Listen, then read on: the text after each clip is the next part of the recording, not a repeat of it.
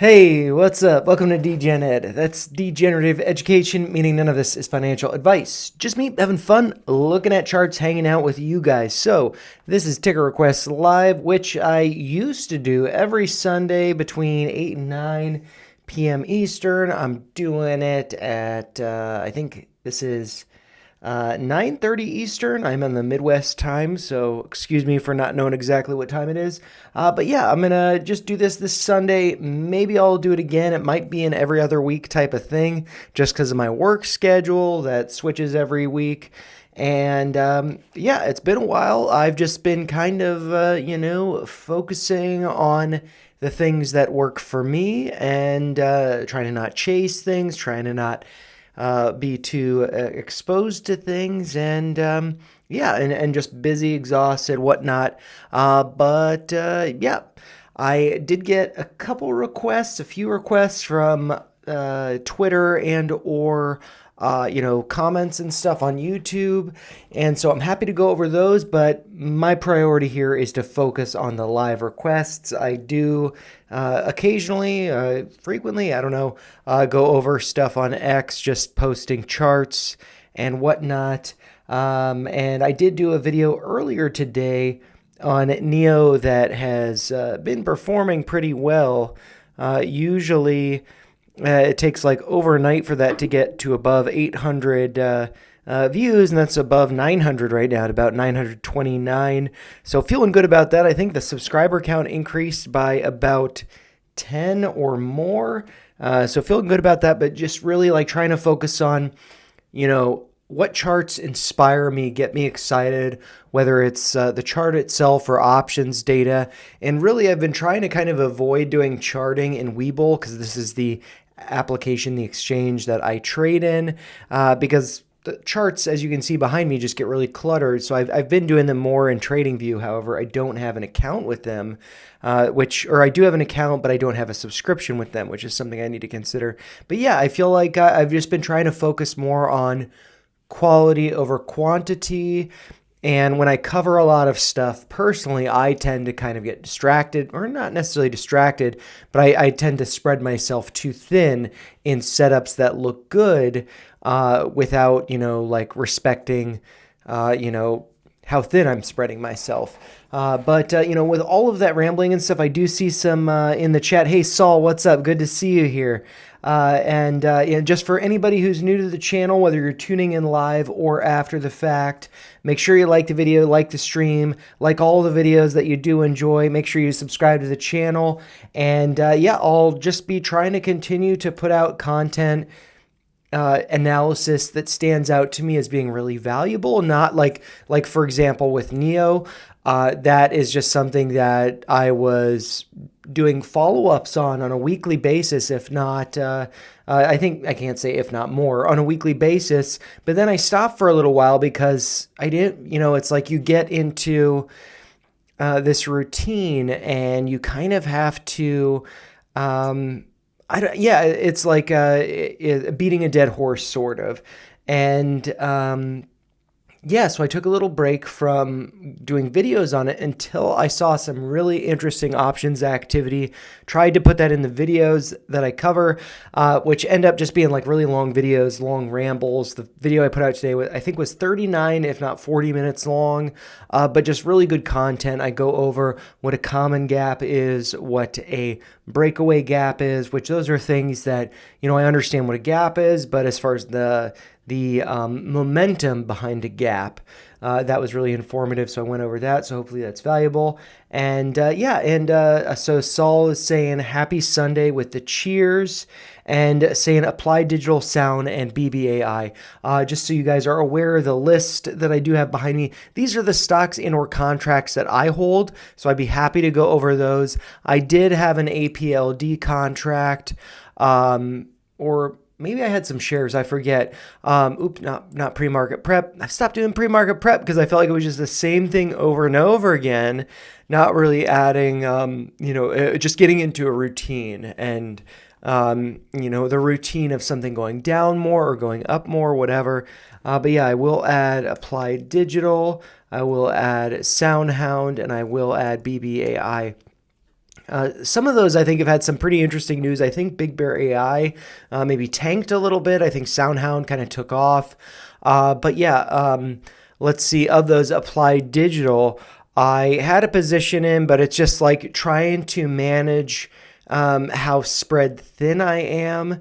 And so I'm no longer holding anything with Applied Digital, not because I'm bearish or because I don't think it's going to go higher, but, it's like if I don't have enough cash on the side, I get too emotional or anxious or, whatever it is. So that was one that it's like, I'm not, my thesis isn't as sound with that one, so I set it aside. But yeah, happy to go over it.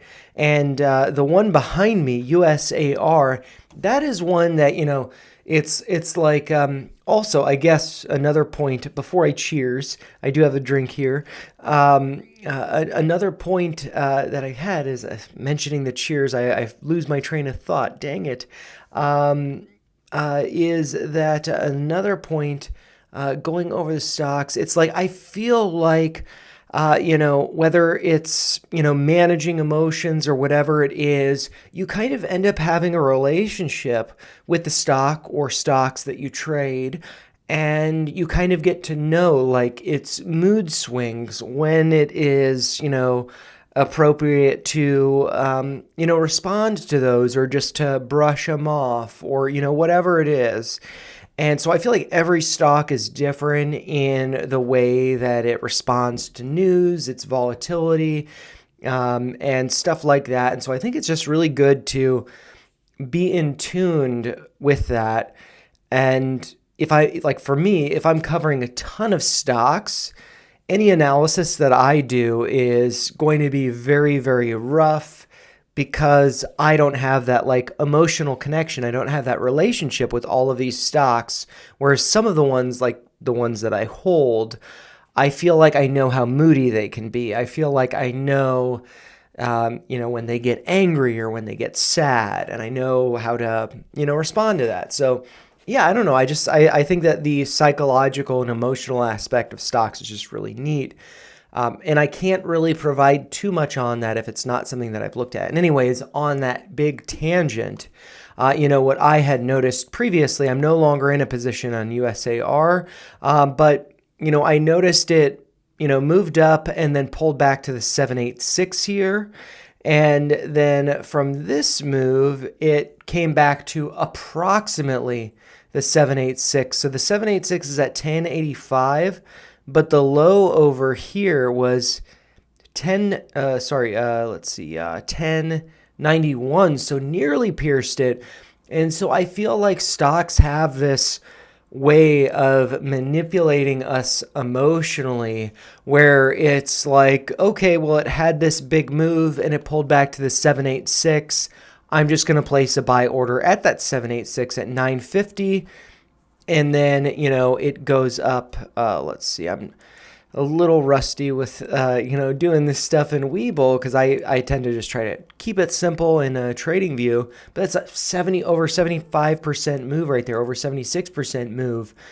And then okay, well, then if that's the case, then I'm going to place my order at 1085 and then get a 76% move, but it doesn't quite get to 1085, goes to a low of 1091. And then, let's see what kind of move we get to the upside. That's about an 80% move, pretty wild. And so I feel like the market has this way of, oops, I think I moved something. I don't know if it's significant, but the market has this way of, oh, you saw that it pulled back to the 786 and then ripped faces off. Well, this is the market speaking, or the stock. Well, I'm going to nearly get to the 786, but not quite, so I leave you behind.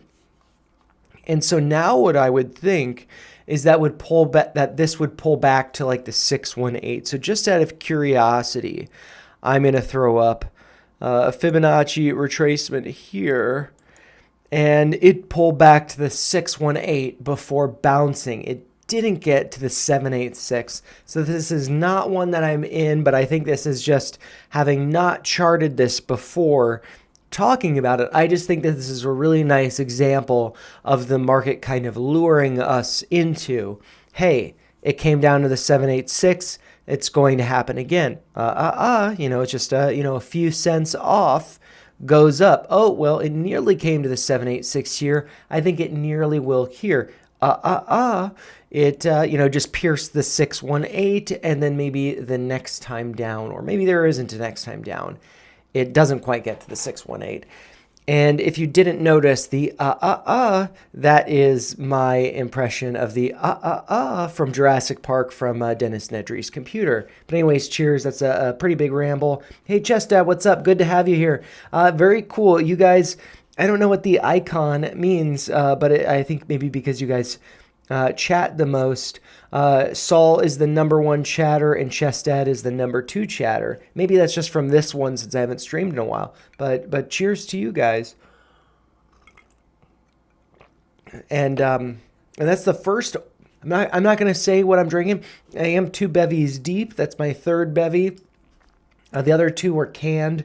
I'm not going to say what they are in case I don't think that's a red flag or anything, but this oldie, I haven't made an oldie in a while. I actually got an orange a couple weeks ago because I think I was considering doing a stream, but I'm working on sanding and replacing siding and window trim. And it's not that I hate it. It's just that like with work on top of it and like studying the market, I'm just exhausted. And so I kind of hate it. And then, just don't have the energy to stream. So in prior weeks, when I had the orange a couple weeks ago, I peeled it for this and it's fine still. In prior weeks, it's just like I might stream later if I'm feeling up to it. And then it's just like, I'm tired. I'm not going to. So I intentionally scheduled this kind of in advance and, kind of suggested I might earlier in the week. So yeah, having fun doing this. Hopefully this ends up helpful for everybody. But it's just like streams don't not that I necessarily make content for like income or anything like that, because I haven't got paid from YouTube for a while. Like maybe April was the last time or May, I'm not sure. Which is usually just like the payment threshold for YouTube is $100. So once you cross that, then you get a check. And so I haven't crossed that in a number of months, and I've really just been like, well, that's not paying my bills, but what could be paying my bills is executing good trades. So I've just tried to focus a little bit more on that and focusing on the content that I find really valuable, the analysis that I find really valuable, whether or not it gets views. Like the USAR video, I don't think it got too many views, but I was spot on with it, calling, the bottom over here. But yeah, this is just a big ramble, and I don't know. If my rambles are entertaining, I always get sidetracked and forget what I'm talking about. I should mention that Saul is saying that he has Applied Digital at 787, so I'm gonna go over to that chart. Nice work, Saul. And sound, and I'll do them one at a time. I'll come back to them because the chat's not going too crazy. So this. Maybe what I'll do, I mean, clearly like here with this retracement, I've got that locked, but it continued higher. I don't think it's coming down here to this level down here, but I might just pull this up in Trading View because, like I said, I don't have an account with them, but I've really just gotten more familiar with charting for Crypto Corner Stacker in Trading View. And I'm probably going to pay for a subscription soon, probably around Good Friday, or not Good Friday. What is it? Is it Black Friday? The sale around Thanksgiving or whatever. No way. See, Andy, interested in your thoughts on Ethan's soul? That's way too nice. C just gave me a huge super chat. To be honest, like that's gonna make me emotional. That's way too nice. But yeah, if you want I was about to explore Applied Digital. If you want my thoughts on Ethereum and Solana, I'd check out Crypto Corner Sat Stacker. It's something that I do every Saturday. It's usually like a 2 hour long video, which is pretty exhaustive, but I'd encourage you to check out the intro of it. And then there are timestamps to each ticker, which will include Ethereum and Solana. And so like my thesis with Ethereum, which I also went over, I might even pull it up. So I might take a little derailment from Applied Digital just because of the like insanely super nice super chat. Is that C? That's Chested. It just says C in the super chat. That's Chested. Thank you so much. That's really really nice. I hearted it and liked it because that's it's been a while since I've streamed and I really appreciate that. I'm just going to pull this up over here this is something Jedi Master Ham, I want to call him Jedi Master Hamster. He had some suggestions on, crypto related stocks, but what did I want to do over here? Actually, I don't even know why this thing pulled up. Let's see. One of the things that's I noticed when I'm streaming, this little thing pops up. And so what I wanted to do is pull up, I think, the channel. Did I want to pull up the channel? Let's see. I forget what I wanted to pull up. I'm like speechless. So I'll come back to the thought that I had. Oh yes, this is what I wanted to do. I wanted to pull up an old video that I put out around ETHster. And also like not this past Crypto Corner Stacker, but the more like the one from the week before. I'm not exactly sure what that would be. So this video here just above me, happy ETHster Ethereum hopping to 8K by end of year. So I feel like 8K is kind of my base case. That's also a video that for me, for my views, like over here, 17 views, that's not a good performance. If a video gets over 100 views, to me, that's like a good performance. So this one, after 4+ months, has reached that threshold, but it's really not that exceptional for the quality of content, because I did not know at the time that I was nailing the bottom on Ethereum. But this really just kind of summarizes my thesis with Ethereum that, it basically like over here, Eric Trump is saying, in my opinion, it's a great time to be adding ETH.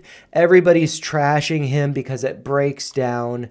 And, what I saw with Ethereum, and I might actually double click this so we also see volume and RSI in case that stuff's helpful. But what I saw with the chart, which I do go over in the ETHster video, is, and I might have to move his tweet a little bit. What I saw was, this uptrending yellow level here that had acted as support, never traded below it. And I saw that around, I guess it was 1850, somewhere around there, that I thought that would be holding as support, but it didn't, it broke. And so it's like, okay, it broke. What else can I look at? And so looking at the chart, just as you can see it here, I saw the all-time highs going back to the end of 2017 that, was around 1400. And then I also saw, trying to find some confluence, multiple levels that would suggest, hey, there might be a legitimate dip buying opportunity at 1400. I see this green trend line here. Just based on the high here from 2019 and then the pivot low here. So kind of, these two pivot points, the low from 2020. And hey, that happens to intersect with the other line right around 1400. And, we dipped to, I believe, sub 1400. If I just zoom in on the chart a little bit, we can see, let's see, the low on the 9th of April was 1383.26.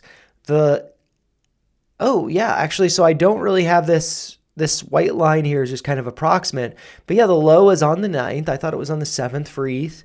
Um, and so that just signaled to me, hey, if this is a bottom, well, this is an even better bottom, a better dip buying opportunity.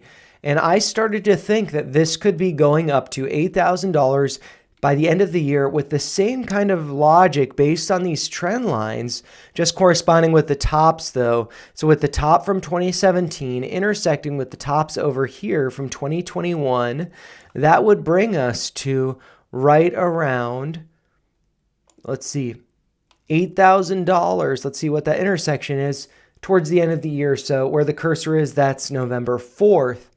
But then a couple Saturdays ago, so not yesterday, I think the last Saturday, I started to think about, hey, Colin Gladman, I don't know if you guys follow him, but he has said that, Colin _ Gladman on X. He's also got a YouTube account.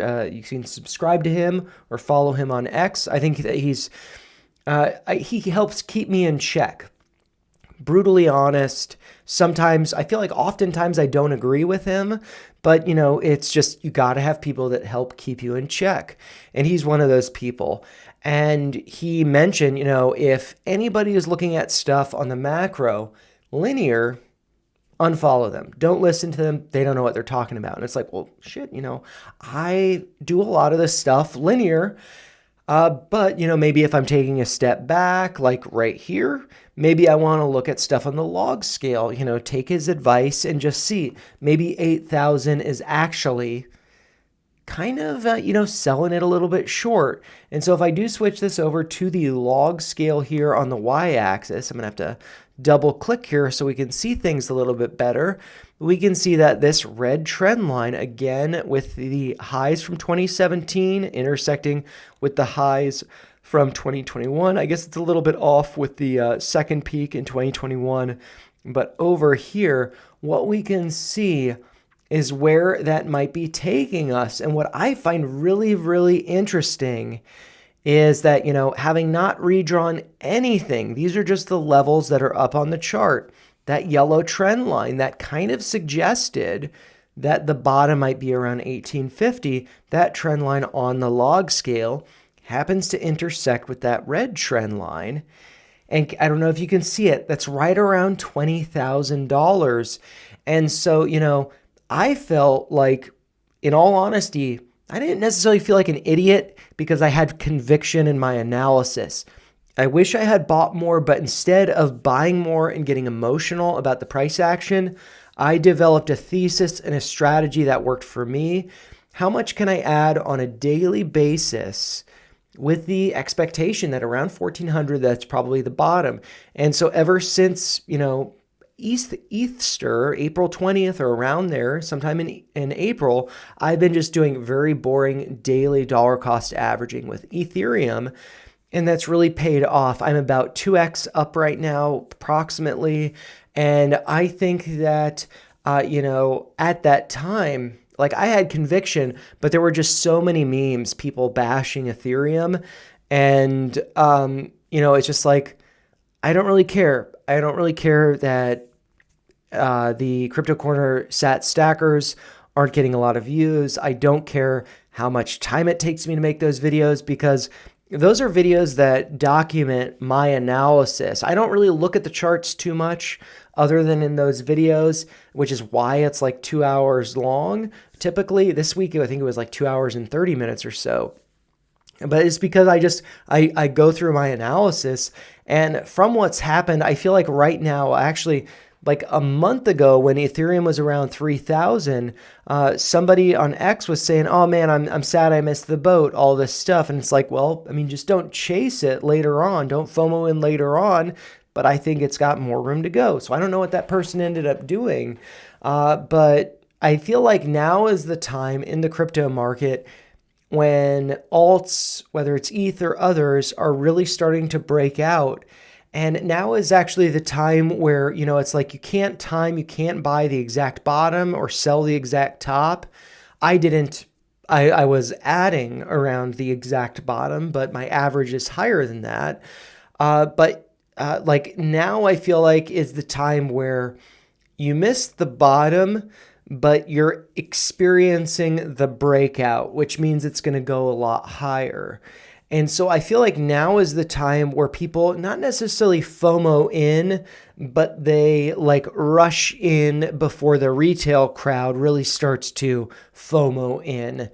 And yeah, I mean, if it's at 4,000 or 5,000 right now, I think it could be going up to at least 8,000, but with how Tom Lee's been talking about, considering the fundamentals of whether, like, I feel like Ethereum is going to be the base layer for financial markets moving forward into the future. Tom Lee of Fundstrat and Bitmine, he has recently been talking about how right now is kind of like 1971 when we got off the gold standard.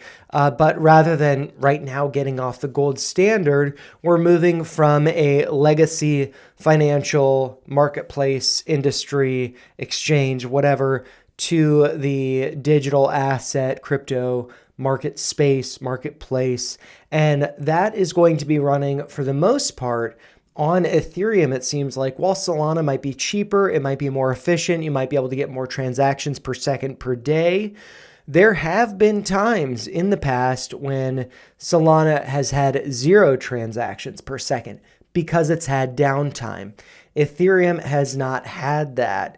And so I think that we're really starting to see this shift into like what's exciting? Like if you're going to invest, are you excited to invest in gold, or would you rather invest in like the S&P 500 or, some tech stock, a company that you really believe in? Gold, it's really not that interesting. It's kind of boring, but it's a good store of value. And so while Bitcoin is a better version of gold, it's a better way to store value, it's a better way to collateralize debt and all this stuff, it's going to be a financial instrument.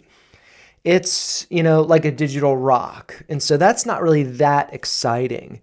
Whereas Ethereum, it's kind of like, even if Ethereum is limited by transactions per second, I guess, Chested, thank you so much. Again, awesome. Chested, I have no idea what's going to happen with ETH, but yeah, it's like, I don't know. I feel like this is going to sound super stupid. Like I say that I'm not superstitious, but it's like recognizing patterns, and the market is based on people's emotions. Some people are superstitious, whatnot. I feel like I was very much doubting like Bitcoin's 4-year cycle about a year ago. But I was tuning into Scott Melker, the Wolf of All Streets, and he, kind of mentioned Ethereum and, the 4-year cycle. Mike McGlone is always just, being fairly conservative, very risk off. And and it's just like Scott Melker is just like this crypto guy, and he just has to shut up and take it. And then like a month later, the Trump election, all of that stuff, things starts to move. Bitcoin, Ethereum's still down though. But it's like, hey, I mean, I've experienced the 4-year cycle before, but I didn't act on it appropriately.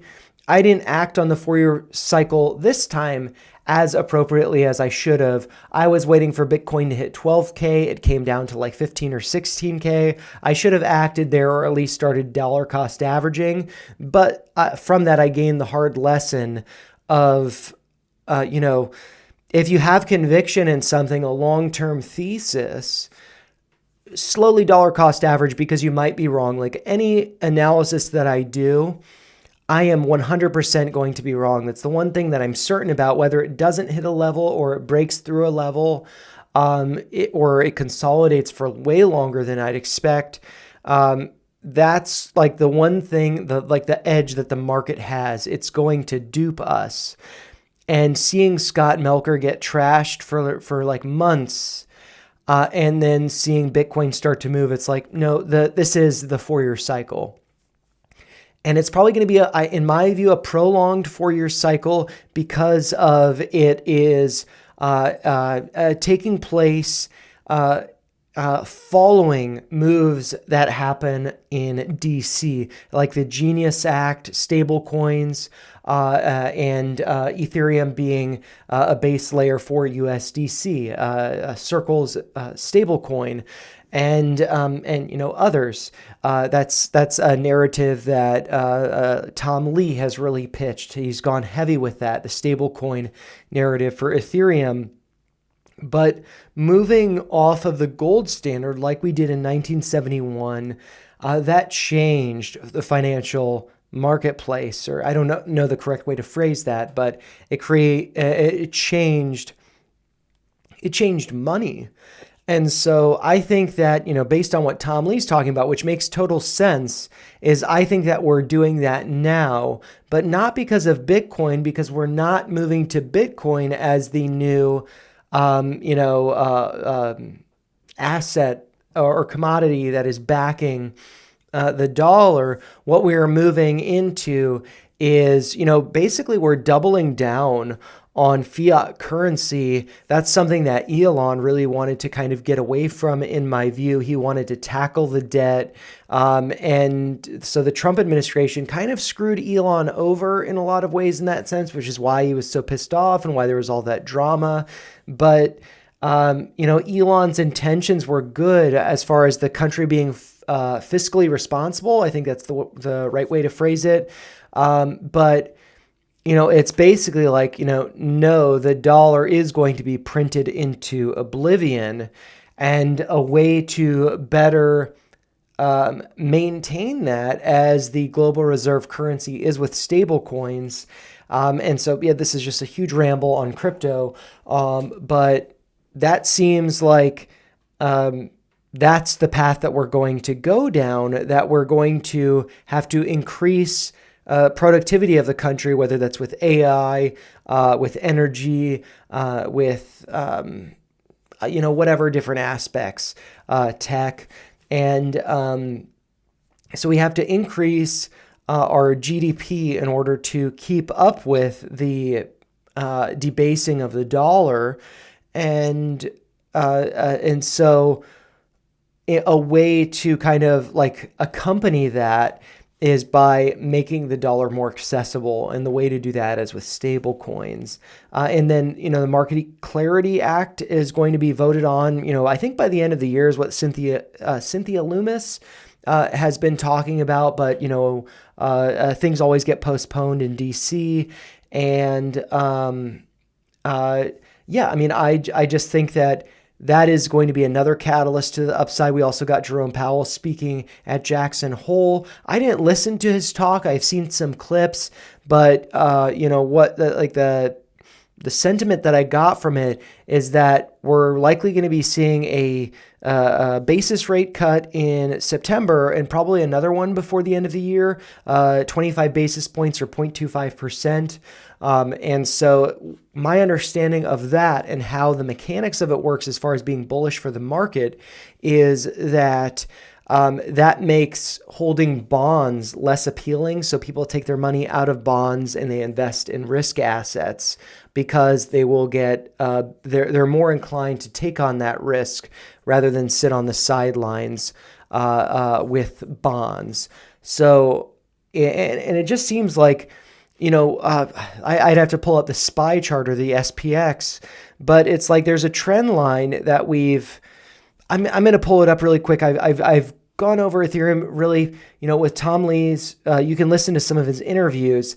He has talked about how this could be going to like 16 to, 15K by the end of the year, possibly. And so I feel like, just considering rounding, I feel like with rounding, this could be hitting 20K. So that's, 15K up to like 24K. Whether that's by the end of the year or into 2026, I think these things are taking a little bit longer than is typical, which I think is going to be like distorting the the 4-year cycle with whether it's Bitcoin or crypto. And on the note of other cryptos, there's been some talk about alt season being canceled because this is too driven by Wall Street with ETFs and stuff like that. I think that is like the stupidest narrative. I think that, in my opinion, is like talking about ETH being a very bad investment at 1400 right here. And so my thought process behind that is that there is more money flowing into crypto now because Wall Street has the accessibility. Chested, you're being way too kind. I'm with you. You are doing your own thing. Love it. What do you think of 2x leveraged ETFs? And so in particular, ETU and SOLT. I'm not familiar with those. And yet Elon is pretty awesome, but he alienated half the country. God bless Andy. You're pretty awesome. Thank you. I appreciate it. Yeah. That's one of the things that it's like, I feel like, and JD Vance recently talked about this, which I didn't listen to the full interview or multiple interviews. But it's like the Democrats hate Elon Musk now. They're not going with him ever again. He's alienated half of the country. And I think it's just like I understand where he's coming from because, when he talks about Tesla and SpaceX nearly going under, it's like, if you have two children, and one of them has to die, you can't choose. That's an impossible choice. And so like these companies are like his babies. And you can also argue, well, SpaceX, sure, but he didn't technically found Tesla or Tesla Motors, I guess I should say. He wasn't one of the original founders. But at the same time, like those have become his babies. And to know that there's an EV summit and that Biden's administration did not invite him to it. I remember this because I like, what's her name? I'm drawing a blank on her name. I have to look it up. The Challenger expedition. I got to pull it up here. This is getting into like way more than just stocks and charts. But Challenger. Challenger, disaster. I'll think of her name right before I pull it up. And yeah, this is like Krista McAuliffe. I knew that yeah. So these people, Krista McAuliffe, right here. She was a teacher, and she died, and this happened in the end of January. Let's see, the disaster happened. The crew was announced on January 27th, 1985, but on 86 is when the disaster happened. So I'm just going to scroll back up here. January 28th. So for me, that's 12 days after my birthday, not to give away my age or anything. But yeah, I don't know. Like not to get into the, being superstitious or anything like that. But this is something that really just kind of resonated with me. I was a baby, less than a couple weeks old when this happened. But she was, a teacher, and she, went up in space to communicate with people, students, and students around the country, not just her classroom, about what was happening. And she was just such an inspiration. Also, if you look at the Apollo missions, all white men, and here you have two females. This person here is, let's see, that would be Resnick. Resnick right here. She was an engineer, super badass. You have two women in this crew. You also have a black man and an Asian man who I believe grew up in Hawaii. So like a lot of multiculturalism there. This is, let's see, right up here. This is, okay, so let's see. This is Front Smith Scooby. I thought he was the commander. Wait, no. Let's see. McNair. Yeah, so I think he was the commander of that, and he didn't just die. Anyway, sorry, a different astronaut just recently passed away. But yeah, anyways, I'm very like I don't know. I've kind of gravitated towards that stuff. I wish I would have been an engineer, to be honest. I think that the way that my brain works is just yeah, I don't think that I found the right path necessarily. But, I think maybe I'm finding that with stocks and crypto and going over charts. But yeah, I'll pull up the SPY just because I was going to make a point on that. I might just do the SPX. But, it's like if we look at this on the weekly, I don't know what this arrow is that I have drawn there. But if I just do a very casual trend line, and this is on the linear. So maybe I want to actually do this on the log scale. I don't know if that would be better. Yeah, so like I just drew that there. Okay, so log scale, maybe I want to do this on the monthly. Oh yeah, this goes back super far in time. So like this is like the tops back here in July of 1929. Almost 100 years ago, right before the Great Depression. And then we have this other point here. I'm going to delete this trend line that I just drew over here, which is like the highs of 2020. And I had previously made a video trying to make the argument or attempting to make the argument that, we see this trend line here. We're coming up to resistance. But what actually happens, if we break above this resistance and then that acts as support, And so I think that we might be in a scenario where the stock market just continues to go higher, continues to rip faces off, because the reality is Jerome Powell should have started cutting rates earlier. And now it's like the time to cut. Let's see, how do you guys view this? Hopefully this makes sense with this moving forward in time. That direction, it's opposite for me, but directionally, I think it should be correct for you. But it's like right here, if this is the time to cut rates and this is the time to not cut rates, he should have been cutting rates over here. And then by the time we get to over here, stop cutting rates. But instead, he's waited to cut rates. He's always late. And now is the time to not cut rates, but he needs to cut rates because they weren't cut back here. And that is then just going to result in things going way, way higher. So, yeah, I mean, I think that we could be in for, very big moves to the upside in the coming months, but I think it could end up leading into a recession or something like that. So whether that's corresponding with an idea like the 4-year cycle with Bitcoin, or, yeah, I mean, I think that 2026 might be a good time, or the end of 2025, to start thinking about managing that risk and taking it off the table. But as far as Ethereum goes, I would 100% encourage checking out Crypto Corner Set Stackers, because Ethereum is kind of like my basis for those videos, and you can skip to timestamps for any of the tokens that I do go over. Excuse me, I will pull up Solana really quick just because of the really nice chats that you've given me. I really appreciate it.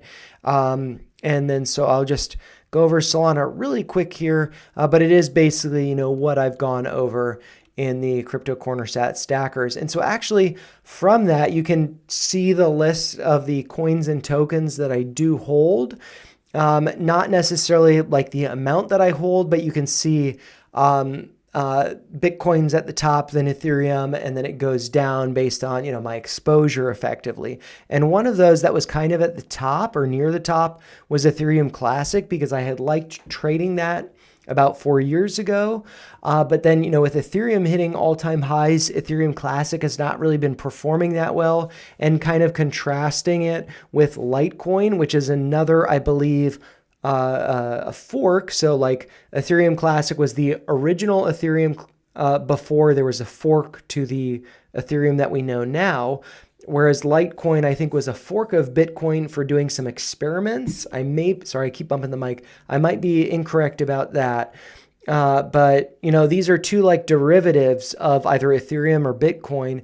And Litecoin has a really active, really funny, engaging X account, whereas Ethereum Classic doesn't. So I recognized, hey, I am too exposed to Ethereum Classic. I'm going to start trimming out of it. And so what I'm doing with Solana for the next week is just basically I sold a little bit less than $300 worth of Ethereum Classic to rotate into Cardano, Chainlink, and Solana, so $100 in each. And so my level for Cardano was hit already. So I've done that $100 move. For Solana and Chainlink hasn't hit yet. And so for Solana, that level is $191, currently trading at almost $12. It looks like it's going up a little bit right now. And maybe I could, switch this over to the hour time frame. This has, really started to bounce there. And so, but you always have to think about, okay, this is my thesis, but what if I'm wrong? It's like, you need to have, my thesis is, this level to the downside, this level to the upside, but what if I'm wrong? And so my what if I'm wrong for Solana and Chainlink and Cardano, although I ended up being right, is that if it doesn't go down to my levels, I'm just going to be doing $14 DCAs for Solana and Chainlink. And so if I just pull up the calculator, the reason why I get 14, which I may be incorrect about this because I might have been a little intoxicated when I did the math, which is, $14 times 7. I think it should be around 99, 98. And so if I do $14 daily DCAs over the course of the next week, I'd have about $100 more Solana. And so if this does come down to 191, then I'm going to, add whatever's a remainder. But if it doesn't, then I'm just doing $14 daily dollar cost averaging for the week to rotate that money from Ethereum Classic to these other ones that I have more conviction in and don't have as much exposure to that I'd like. And, and we could actually, I have not looked at this at all, but also, I'm going to pull this up.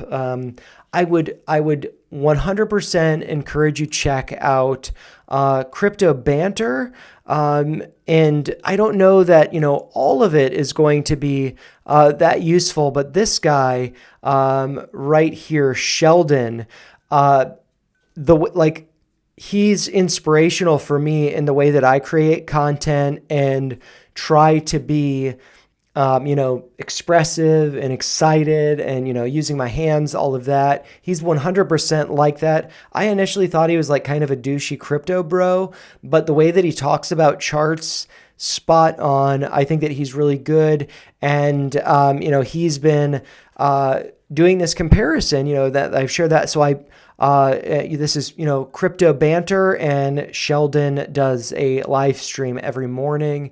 So I'm just going to pull up the Solana ETH chart, Solana over Ethereum, which I could do it on Binance. I'll just do it on Binance because it's at the top. And so what we can see with this is that, Ethereum has been dominating Solana. And so it's like when everybody was trashing Ethereum in April, Solana since then, what was the high over here? This was in April. This was Easter was on April 20th over here where the cursor is. Since then, Solana has just come down so much relative to ETH. And now I want to trash Solana, because like kind of like what I was saying before, that it might be more efficient. You might be able to have more transactions per second. It might be cheaper to move things. There's more new stuff coming up on it, whereas Ethereum's going to be more legacy type of finance stuff. Maybe we'd have tokenized stocks on Solana versus Ethereum or something like that. But so now with this downtrend being an approximate trend line, you see that Solana is actually starting to break out from that. And I mean, I could adjust this trend line So maybe it's not, and we need to see that a little bit more confirmation there. But really, I mean, we don't see any. We see one close above here, but then it quickly got rejected. And now it looks like we're really starting to see Solana break out against ETH. So it might be a good time to rotate into Solana from ETH, and or what I might do, which I'll probably talk about next Saturday. I've thought about it, but I haven't done anything. But I might want to decrease the amount of Ethereum that I'm buying every day, and maybe I want to match that with Solana or other coins or tokens, because basically I'm up 2x on my Ethereum.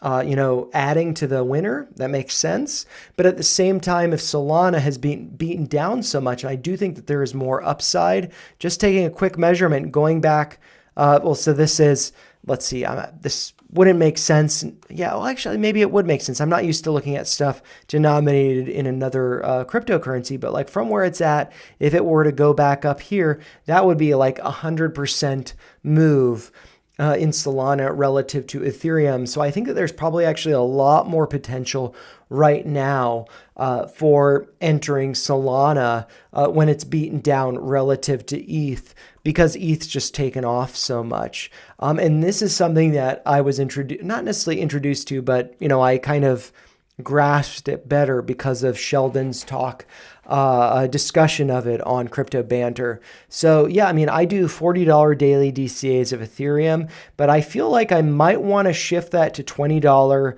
Ethereum, maybe $20 Solana, because if we do look at the Sol chart again, and then I'll get on to APLD. Sorry for the detour, but yeah, I think it's the bevies that I've had, and also just yeah, I don't know, like Solana. This is from Coinbase data, so I maybe not go back as far as it should.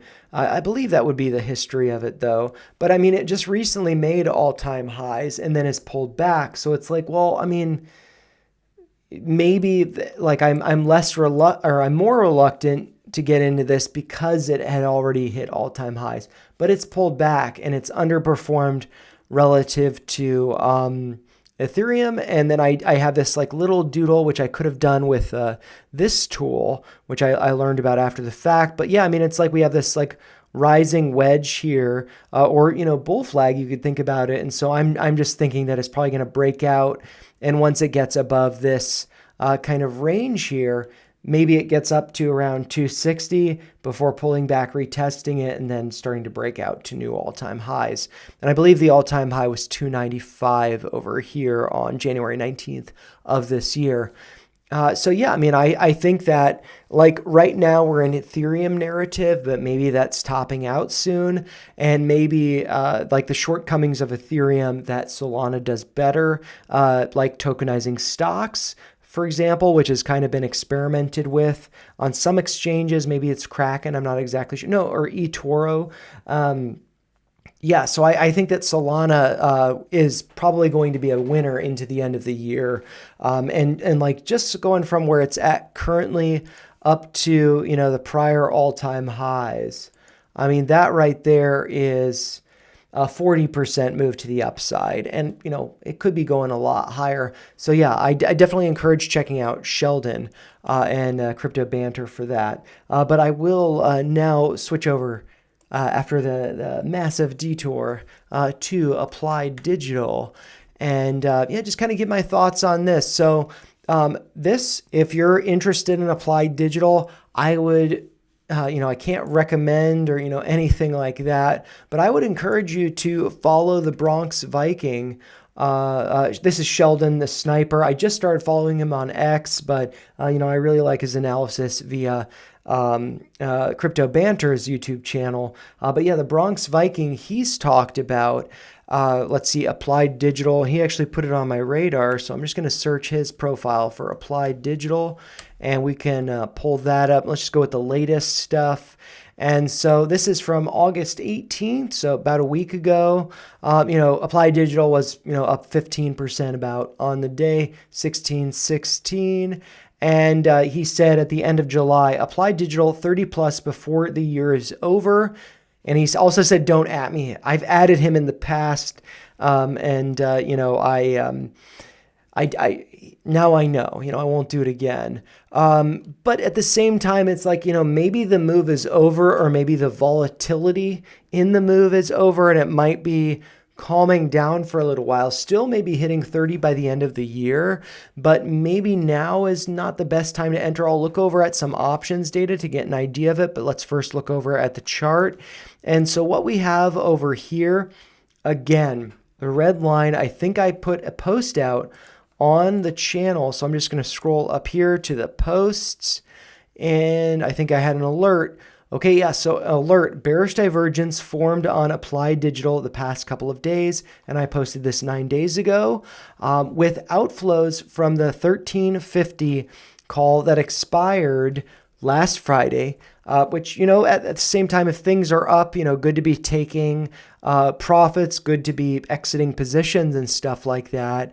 And the $50 call that expires in January, that's the one that I believe that I was holding, because that's more my style, further out of the money, but further in time. So I've got wiggle room. And I also have the, I don't want to hold it forever. I want to take profits. I don't want to fall in love with it, because I don't think it's going to hit 50 by January 16th. But, 1350 by last Friday, yes. And so I might want to hold that to expiration, whereas this one I would not. That's just kind of my style. Or at least that's the way that I manage emotions, or how if I were to do something that has such a close expiration, I would not handle my emotions well. Anyways, continuing on, a decrease of 2.18 million in net call premiums on 8/13. So we can look at that in a second. So I'd expect a retracement to some of those Fibonacci levels. So I posted that, got a few likes, and we do have, some of the unusual whales data there as well. So I try, if I make a video and then maybe something makes me feel a little bit antsy about it, I'll try to post stuff to the channel, but usually I don't. It's a little annoying to upload images to YouTube. It's much easier to post to X. But yeah, I don't think I've adjusted anything in that chart. And so we can see that here, the same higher highs in the stock price, whereas we have lower highs in the RSI. That's bearish divergence.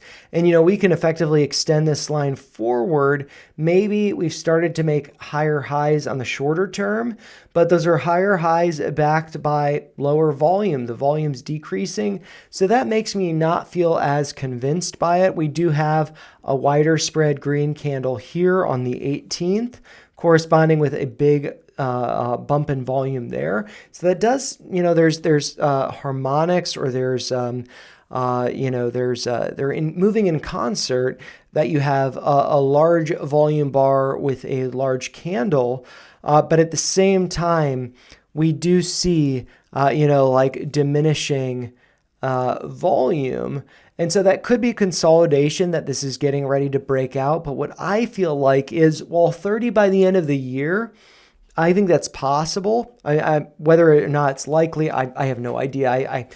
The Bronx Viking does great analysis. I'd encourage checking him out, maybe even joining their Discord, which is about $300 a month, by the way. That's something that I'm considering joining maybe in 2026. Maybe take a month off from so many YouTube videos, which, I've kind of been taking months off lately, but just to kind of focus on the learning with them. But yeah, I could see this pulling back before going up to 30. If everybody, that's one of the things that I've actually noticed with the Bronx Viking. He'll be posting data that just looks really bullish, but it's kind of like in euphoric territory. And then so it's like, okay, well, that looks like it might be ripping. He's posting good data that makes sense to me. Wait for a pullback. And so what we might be wanting to see is, a little bit of a pullback. And since I might, going over this now, I might just do this to the candles over there, and the, we still have lower highs in the RSI, higher highs up here. And so this is still bearish divergence, but we have gone up a little bit higher here. So I'm going to move this It's locked into place. So I should probably, what's the high here from August 18th? That is 1692. So what I'm going to do is I'm going to unlock this. I'm just going to move this over so we got it going into the future. But then I'm going to check to make sure that the coordinates are at 1692. So it's 1 cent off. And that low should be 902, which is correct. And so I'm just going to lock it into place so I know that I've looked at that. And so, following this upside move, nearly got a retest of the 382, pulling back to that. But yeah, I mean, there hasn't been, so I guess, what I would kind of expect is, I guess, kind of like two scenarios that the bearish divergence plays out. And maybe this comes down to like the 50%. And then it maybe, starts to, break out, something like that. Oops, I thought I'm learning how to use this tool. And I screwed that up. So, what I wanted to do, I'm just going to take a step back, is that, like maybe it comes down to that 50%. And then from there starts to like stair step its way up. And then we get a breakout, something like that. Or, it starts to get above that red trend line up there. Like just a little bit of a cool off. But what we could also see is maybe we see a legit breakout. I mean, because we could be seeing a breakout in the RSI, but it's just like, you extend this out further into the future and you see a breakout in the RSI. That could be corresponding with a breakout in the stock price, but then it bumps into resistance at this red trend line. So I feel like it kind of needs to cool off a little bit before it can really start to make those moves. And yeah, I mean, but it could, I could be wrong, and maybe it goes, something like this and then starts to go higher. So yeah, and this retracement here, that's kind of a little bit of a wonky level, I would say. But yeah, I mean, because if we see like a big surge in volume here and this pushes higher, maybe it gaps up.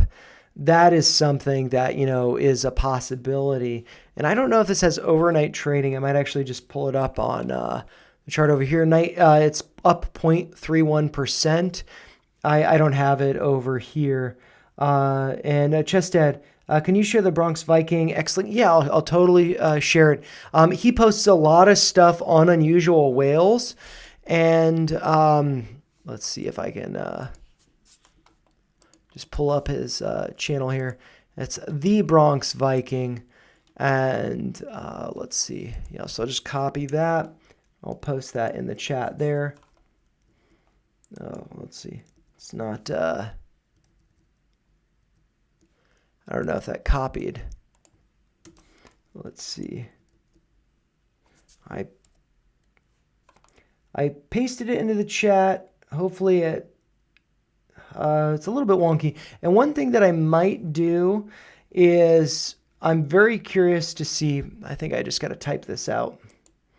Let's see, https://x.com/the Bronx Viking. I don't think there are any spelling errors there. That should be it. And yeah, I mean, he usually posts like some of the options data that I post. I really learned a lot of that stuff because he just posts screenshots, and then it's like, okay, I think I know what he's talking about, but I'm actually going to try to find what he's talking about. And so it's been a really great kind of like tutorial for me. He used to have a different avatar, but yeah, this is the avatar that he's got going now. I think like maybe a little AI generated thing that actually looks like him rather than his avatar of a Viking. But yeah, let's look up some of the options data from Applied Digital. I guess I still have it here. So that 1351. So what we can see here, this is The data over here, the net call and put premium, I think because the contracts that I tend to follow, like this one that expired on the 22nd, that's expired. So it's like people are taking profits or exiting, whatever. So you can't really trust them too close to expiration, in my view. So this is not really going to be useful anymore. This other one, the $30 strike that expires in January, I think I sold that for around $100. I'm not exactly sure, but I think, round number or maybe 120. I'm not sure what I sold it at. But yeah, this, there's been a little bit of selling, but it's probably, like if we look at the data going back like 14 days, the premium's been kind of up and down. There were some, opportunities down here below 80 cents, but now it's above 120. Yeah, I mean, this is one where it's like, maybe it goes to 30 before January 16th, but maybe it closes below 30. And so risky to be holding. And so for me, like I've actually found that like if I'm in a contract, it's like, okay, I can wait for this to 2x. But then in the time for it to 2x, I could have taken 20% profit and then bought back at the same average. And then, kind of swing it up. But then the issue is then I end up completely exiting at 20 or 40% before I get like a 2x. But I think that's better than waiting for a 2x and it only going up like 80% and then pulling back down to below your average. It's like, why didn't I take profits then? So I feel like for me, kind of like 20% is a good rule of thumb. And if I can like turn those contracts over and over, like on a weekly, monthly basis, whatever, that's like way better interest than you get with a savings account or, whatever, anything like that. So yeah, that's just kind of like my way of thinking. I compare stuff to savings. So it's like, yeah, I'm doing much better than that. So, but yeah, looking at the premium over here, we can see that net call premium. So on Friday, this is for the 22nd over here. That net call premium went up by just shy of $1 million. So it looks like it went up by 941,000. And then the net put premium also went up, but only by 263,000. You can see that in the red line here. And then the green line here corresponds with the net call premium. So it definitely looks more bullish than bearish. And you can see that in the bear bull slider here, 47% bullish. And then, whatever the odd side of that is either neutral or bearish. So this, while there is some bearish aspects to this with net put premium going up, it's more bullish because the net call premium went up more. Also, the stock price in yellow went up more. But we can look at this, maybe this is unusual, but maybe it's not. And so I think the best way to kind of get a grasp on that, like maybe this, like compared to like plug or something, that I've been wrong about that has been performing very well and I exited close to the bottom. You got to live with your mistakes and stuff. But that's just like a much smaller, whether it's market cap or just, the premiums, it's just much smaller amount of money traded on that. And so like nearly $1 million would be huge for that stock. But for Applied Digital, maybe it's not so impressive. And so the way that we do that is just by going over here to expand this from the 1 day to let's just look back the past 14 days. And so we can see that net call premium has been higher the past, basically 3 trading weeks, where here it was net call premium was almost 2 million on the 18th of August. So that would have been on Monday, I think. Is that right? Yeah, that would have been Monday, I think. And then net call premium over here on August 12th. Net call premium 2.79 million over here. August 5th, 2.33 million. And so like this is like, when the Bronx Viking is posting, data's looking really good. This could be going to 30 by the end of the year. But that's usually when it's like euphoric. And he also posts a lot on Unity Software. And that's the one that I've kind of started to recognize that, hey, when he's posting about this, that means that maybe I should wait a couple days before I sell contracts while still holding my shares. And so I'm no longer in contracts with Unity Software because I kind of got spooked around earnings. I didn't handle that as well as I could have, but I took profits. I didn't my stop loss was in profit, not below my average.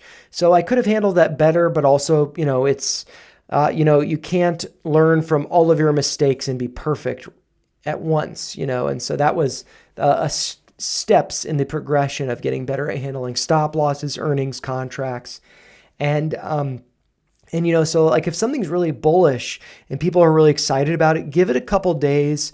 You see it's up here. I think this is the stock price in yellow. Everybody's really bullish. Net call premiums up super high. Give it a couple days. See what happens. And then, stock price comes down in yellow here. Hey, people were still bullish. Or people were bullish. That's not going to, and that's like with $30 price target by the end of the year and prices pulled back to around 14. That's an opportunity to, whether it's establish contracts, buy some shares, whatever it is.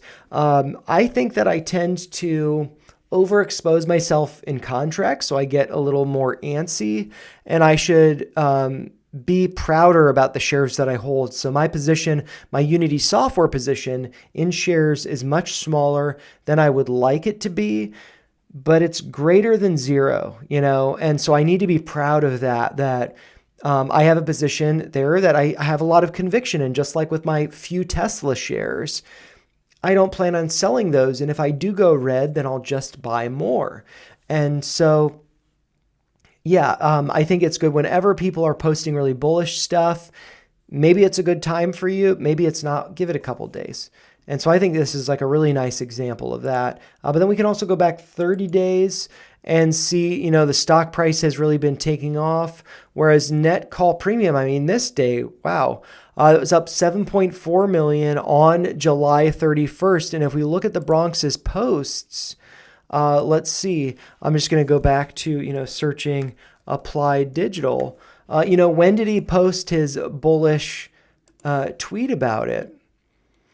So he's got this bragging about, let's see, latest. Oh yeah, so this was from July 31st, Applied Digital 30 plus before year's over. And so that's based on his analysis here. You can see it very simple in the chart that you have stock price going up, starting to consolidate. So this looks like a bull flag that it's breaking out from. And he did a very nice comparison, which might be this chart or this post, comparing Applied Digital with another stock. That would, not this one. I think QuantumScape, where it was similar in breaking out like this. And what you can also see is as the stock price was going up, you see volume increasing there, but as it's been consolidating, volume's cooled off. You get a surge in volume, you see that continue higher. And, that's something that he's been really very subtly in his posts. So I just think that he's a great person to follow. I try to comment on his stuff. July 31st, I said, I think I was responding to him.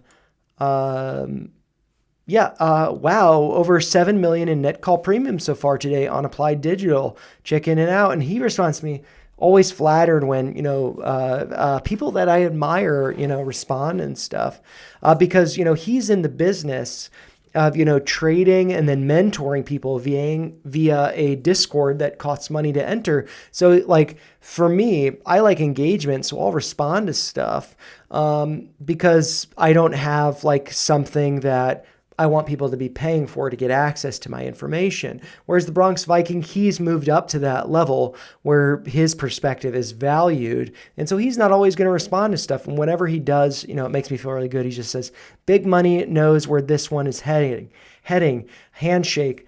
I'm flattered by that. So, this, just going back in this screenshot, looking over the past 30 days, you can see that big spike there. So I feel like Applied Digital, as far as shares go, this is probably good. I think that whether it does pull back like this or break out above, I think it will be going higher.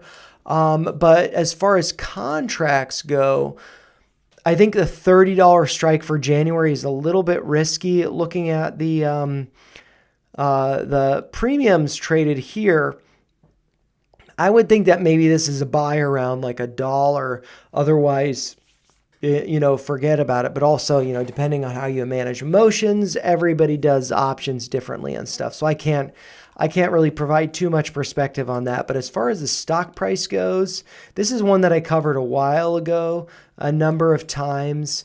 And yeah, I mean, getting back to 30, that's not all-time highs or anything. So I think Applied Digital will definitely be a winner. So definitely a very good one.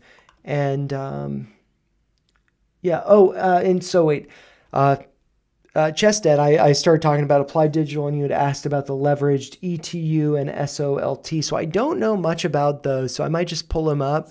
ETU, T-Rex, 2x long, Ether daily target. So for me, what I've kind of been appreciating more about leverage is that I, for a while, was doing some videos on the volatility index and how I noticed this pattern that it would be like basically green for a couple weeks and then red for a couple weeks. And I like to trade the UVIX, which is 2x leveraged long the volatility index.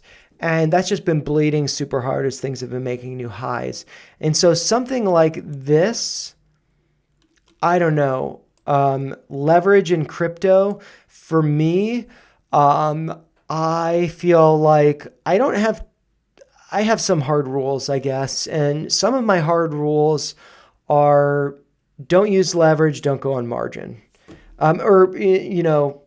I guess I do use leverage if I via ETFs, but don't like do the dial up leverage on crypto and stuff like that. So I don't do that. And so I feel like that can be very, very risky because like what happened to, I'm actually curious. This was green. Okay, so for Friday, I kind of want to pull up the Ethereum chart just to do a little comparison. I mean, for me, it's like I'm already up 2x on my Ethereum position. And usually, like if that was a stock, I take profits and run. But because I've developed a thesis around it, I feel more confident in it. And it has to drop by half of its value for me to be at break even. I feel like that's less likely to happen in like the next 6 months than it is to like go up to 8,000. But at the same time, I feel comfortable with that. I'm not emotional about it. With leverage, I don't know how to manage that around crypto. Like I've had a very slow-paced thesis with crypto, and that's worked out well for me. Whereas something with leverage that's dialing it up, I don't know how to go about that really. But like as far as Ethereum goes, having just broken all-time highs, it's like I don't know who was saying this. But when something breaks all-time highs, I think it was probably Andre, what's his name? Let's see. He recently did a video on Ethereum, I believe. So it might be another good one to check out. Andre Jick. Ethereum is exploding and could flip Bitcoin. I don't know that it will, but I think, just the discussion of that, I think, is bullish for Ethereum. But I think that he was talking about with like the stock market a while ago in another video that, when you hit all-time highs, you tend to get into a pattern of hitting new all-time highs. Like it's not like you hit all-time highs and then it goes back down like to a 50% retracement. It's like you hit all-time highs and then you consolidate a little bit and then you hit new all-time highs and then you pull back, consolidate a little bit, and then new all-time highs. So like I think that that's what's going on with Ethereum.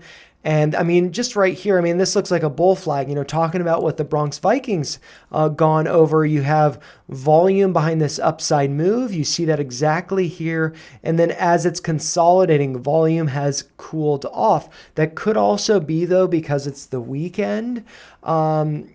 This right here, this low volume, that's Monday. So take it with a grain of salt. But over Saturday, and also Saturday and Sunday. So take it all with a grain of salt. But really, I mean, an upside move into a weekend. is kind of like, a setup for a bull flag. But maybe that's not valid with crypto being more, Wall Street accessible now, Monday through Friday. But yeah, I think that Ethereum will continue to go higher. And so like for me, I'll talk about this when Ethereum starts to get towards 6,000, but talking about my trimming out strategy, which is just going to be very boring. Like basically what I've been thinking about is I was doing $36.25 or like $36 a day, which is about $250 a week into Ethereum. Then I upped that to 40 just recently. But I'm thinking that what I might want to do when it gets up to 6,000 is stop doing daily buys and maybe do $20 daily trims.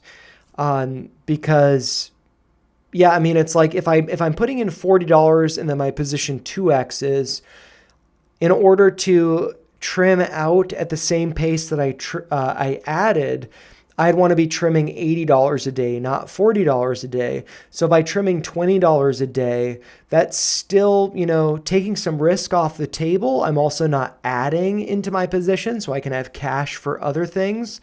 And then also, it's not too aggressive with the trims because I want to prolong it because I think it could be hitting 8,000 to potentially 20,000. And so, I want to still have some on the table when it gets up there. But maybe that doesn't happen. And SOLT, I'll pull that up real quick, but I don't know too much about it. This is the 2X Solana ETF. For me, like, I feel like Solana is not a beast I understand well enough. Like, I feel like I've gotten to know Bitcoin and Ethereum a little bit better. Like we have an emotional relationship, but Solana, I just don't know it well enough. It's like too new.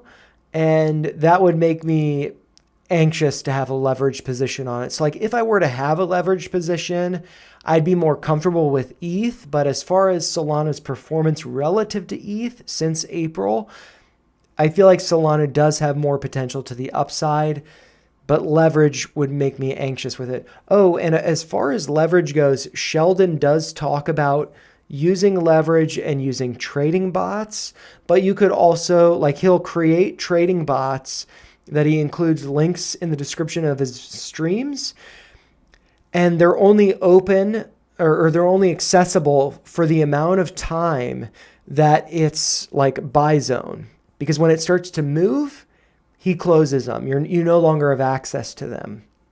And so he might create one of those. I think the next one will be on Avalanche. He might create one, and then it's like, oh, well, I mean, if he's bullish in the entry for these bots, it's probably a good time to maybe go long that. But then when he closes it, then it's like, okay, I've got my position. I'm going to see what happens. And so I don't know. I haven't followed his stuff on Solana, but I think Solana is one. I mean, you can just see it right here. It's like, lower highs, and this seems like it's going to be breaking out potentially. But maybe not because it's leveraged, and leverage is very risky. I'll just say that. But then I might, because these were requested live, which I want to lean into more, because anybody can just comment on stuff on X, and then it's like there's not as much of a discussion or a flow, which hopefully is helpful and enjoyable. But yes, SoundHound. This is one thing that I've started to put on all of my charts, which sometimes distorts them, the axis, the auto fit. But if I remove my drawings, what can we see there? We see that 200-day moving average. That's at around 1147. And so I feel like SoundHound could be getting into buy territory. I don't know too much about it. I know that like the Bronx Vikings kind of joked about SoundHound being acquired by Apple, and like Apple has definitely fallen behind with AI, and so maybe that would make sense. Also, yeah, I have no idea. It's all, tinfoil hat. But if we look at this with some of the drawings up here, or actually maybe there's just too much clutter, and rather than deleting it and revising it, I'm just going to pull it up over here. And there's that 200-day moving average. But what I want to look at is the Fibonacci retracement. So going from the low here and then up to the high. What might happen with this, and I think that this is like the market playing games with us. Maybe I want to do this to the penny, but I don't think it's really that important. So the low is 971 up to the high of 1708. 971, 1708. 971, 1708. So this is to the penny. Not that it really matters, but to the penny, the 786 is at 1129. However, the 200-day simple moving average, that blue line there, just like I had open in Webull, is at 1147. We can actually compare to see if it's at the exact same price, 1147. 1147. So the data doesn't lie, even across exchanges and stuff. And this is on the NASDAQ, so it's the same, or across platforms. But, this is kind of making me think with that 200-day moving average above the 786, maybe this is the type of scenario where it nearly gets to the 786, nearly gets to the 200-day average, but doesn't and leaves people behind. Although we do have a gap fill here. The close on the 7th was 1072. So, this could be coming down to 11. So I think that's good to consider. And, from the top, just out of curiosity, this is down to almost 27%, came down about 31%. And,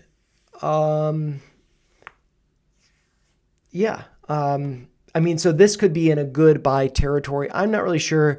In a good way to kind of assess that, what I like to do with unusual whales, I'm just going to close these other tabs here, but is just like look at the flow. This is from Luminar, so looking at the flow, this is the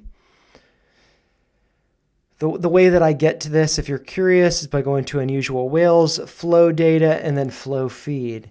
And from this, it gives you all the information that you could want. And then I'm going to filter this by SoundHound. So we only see SoundHound data, and it looks like the minimum premium that's over here is $10,000. I'm actually going to clear everything here so it's not limited. So just sound all the contracts.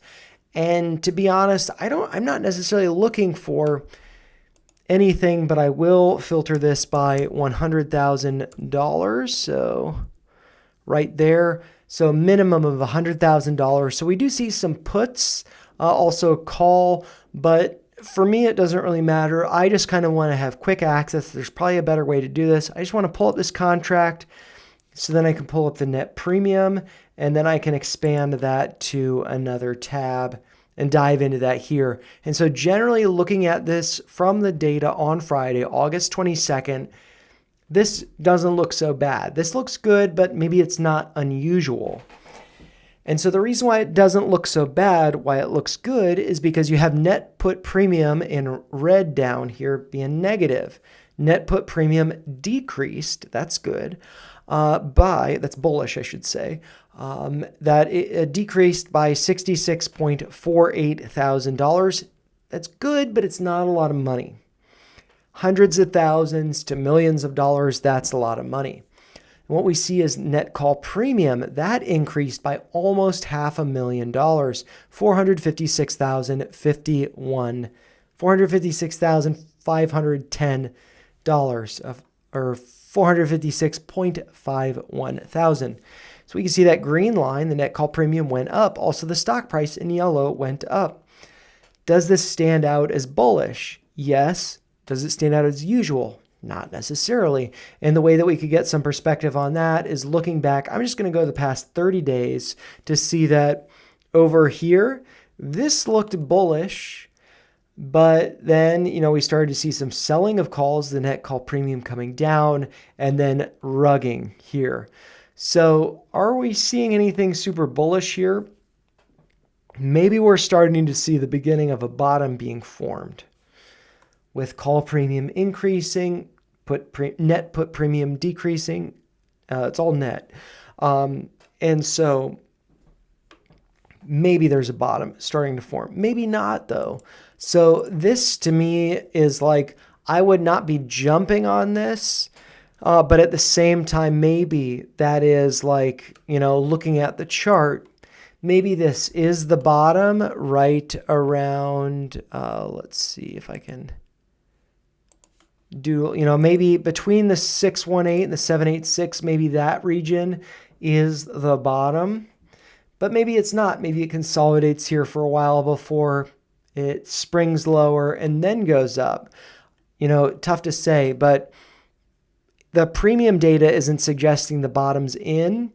Maybe it's starting to form. Maybe the premium data doesn't start to suggest that the bottom's in until after it's gone up a little bit. So this is definitely in discount zone relative to being up here, but it could maybe eat away a month of time before it starts to go up. And I think the indicator for that would be net call premium increasing while net put premiums decreasing by hundreds of thousands, if not millions of dollars. And so we're not seeing that yet. So I think that this is probably like a time suck, an opportunity cost, whereas the other one, Applied Digital, that seems like it has momentum. Maybe there'd be a little bit of a pullback. So it's like that one could keep going, but maybe there would be a pullback. So if one was to go long on it, position oneself to be able to add on a pullback like a slingshot before it launches. So that's my perspective on those two. And then I will pull up Big Bear AI because that was also requested. And this is one I have not followed at all. I guess I had this little channel over here, which, yeah, I don't know. I mean, that, breaking out above it, that would have been a good time to add, up over 100% there, but I didn't do it. But looking at the chart, we can see the 200-day moving average there. We're above it, so that's good. But, have we come down to some levels? I'm just going to do this approximately with the approximate low over there and the highs over here. And so this is a 50% retracement. So I feel like, kind of like the discount zone in any stock after a big move is going to be, 50% retracement down to the 786. So in this, region right here. But what do we see going on with the stock price, going on with the RSI, the volume? We have a lot of volume as this goes up, so that looks good. But then we see this pullback here and then an attempt to get higher. But what do we have with the attempt to go higher? We have less volume. So the volume behind that move to the upside was less than the volume over here to the upside. And so that was kind of, a bearish, there's no confluence there. The amount of effort, the volume, the number of traders, of orders piling into this to push it higher is diluted. It's not as much as it was over here. So that kind of suggests that, hey, this is a double top and it's going to be pulling back. And so, we're seeing that. It had a test of the 618 over here on August 12th. I don't know what happened then, but that does seem like, the low was 475. The 618's approximately 478. I feel like this could be, let's see, doodle patterns. I want to go with this thing.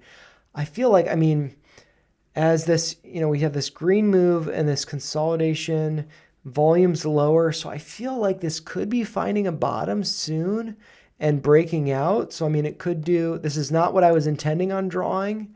Actually, I'm actually not even going to draw it because I don't know. But I feel like this, like, this is a tough one. I don't know if this is, the volume diminishing here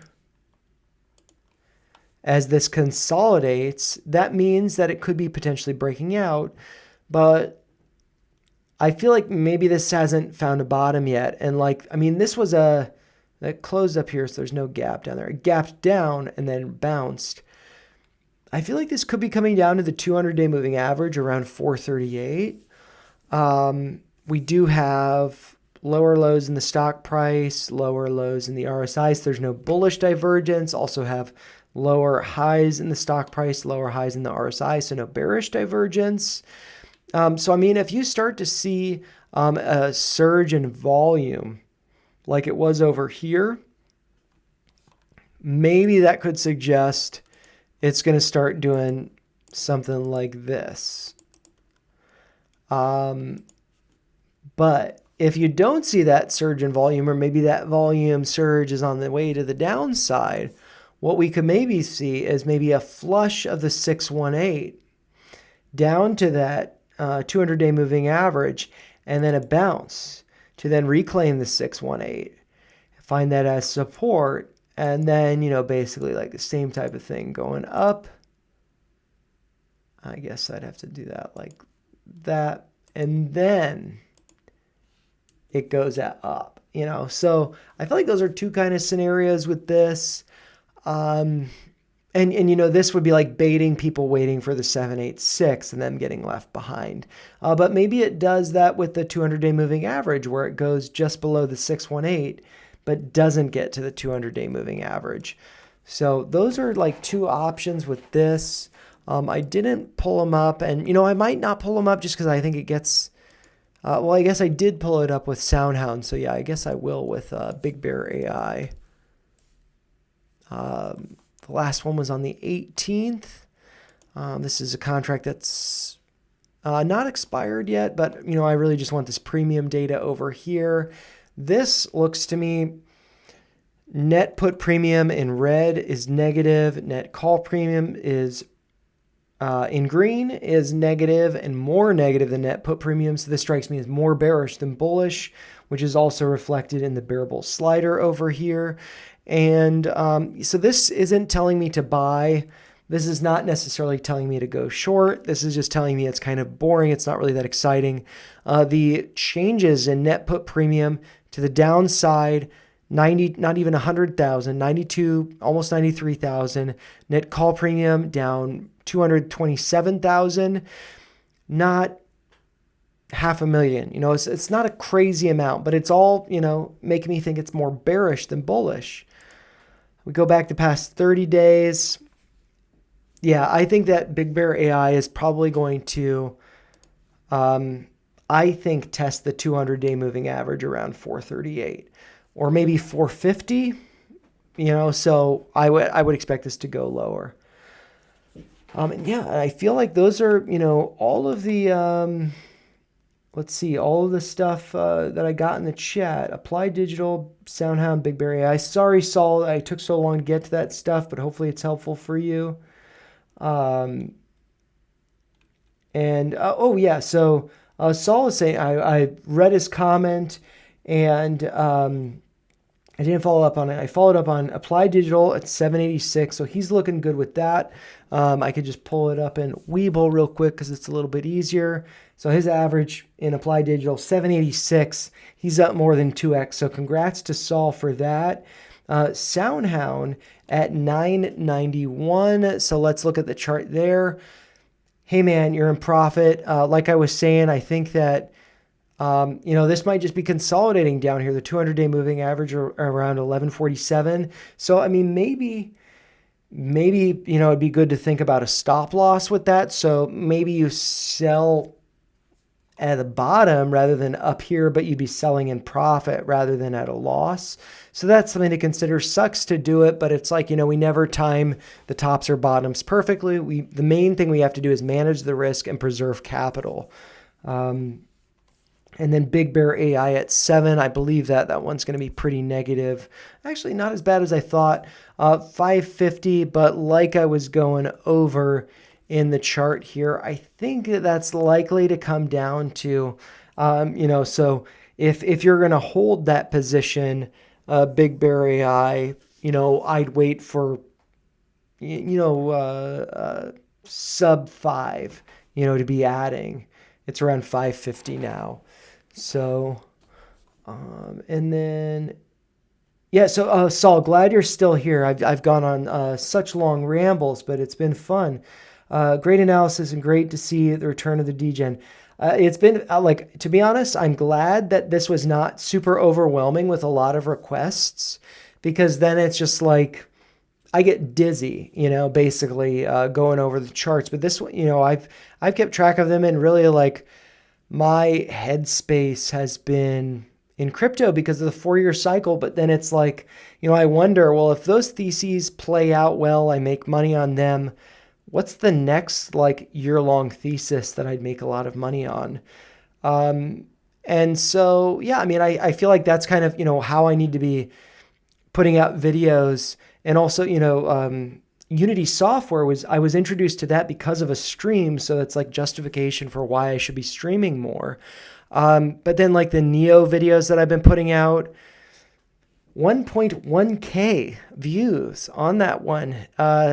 All of the Neo videos that I've put out, they'd top out between 800 and 900 views. And that one's over 1,000 already. So I feel good about that. And if you guys are curious how, like, as far as YouTube goes, I think it depends on like the retention time. That's a 40-minute video, so I don't know how many people are actually sticking around for all of it. The average view time is 6 minutes, 6.5 minutes. But like basically for every 100 views, that's like, I guess every one view is like a cent. So like 100 views is about $1. And so that is like a nice $10 boost. And with, Chess Dad being so generous, I'm going to meet the threshold for payment in August, which is, always a nice bonus because I don't like factor it into my like personal accounting. And then like YouTube sends me a check in the middle of the month, or they deposit a check in the middle of the month. So it's nice. But yeah, I mean, one of the things that I've been thinking about, maybe since I've kind of gone over everything in the chat, if there are more requests, I can, go over them if you want to put them in. But one thing that I've been thinking about from, I've really been consuming a lot more content, hyper-focused on crypto, really. And kind of taking notes on, how people are streaming, the way people talk about things, and really like Sheldon, I was talking about him earlier. He's very animated. I'm not that bubbly of a person, unfortunately. Like I try to be, but it's like I would not normally be talking with my hands like this, but I also do talk with my hands. I'm a quarter Italian. I think that's where it comes from. But, it's like how to be more entertaining, more engaging. And, I feel like the way to do that is to be really inspired by the charts that I go over. And another way to maybe make the streams more inspiring is I'm curious to just look up Streamlab software company, because I use OBS, and you guys have the very nice chats, but they don't pop up on the screen. And so like it might block Ed a little bit over here, cursor right above his head. But I think it would be cool to have people's, whether it's super chats, whether it's regular chats, whatever it is, to kind of populate on this screen. And so I don't do that with OBS. And I feel like Streamlabs has been something that's really nice for gamers, people on Twitch. And I think that it could be a better way for me to stream than OBS, a more interactive way for you guys, and perhaps just a better way to produce content. Stay up to date on the latest guides, tips, and tutorials. Click allow. I will do that later. I don't want that. I'm sorry. And so let's see. This might be. So what are the products that they have? Streamlabs desktop broadcast from Windows or Mac. And so multi-stream, go live to multiple platforms. That's something I'd be intrigued to do with like X, trying to grow a little bit there, but at the same time, I haven't been posting too much lately. I feel like I go in ups and downs of like depression or wanting to communicate or not. Like I'll write out a tweet and then I'll just be like, it doesn't matter, and then I'll delete it. I feel like everybody probably does that. And yeah, so yeah, I've been kind of in a phase lately where I've been kind of not posting as much on X.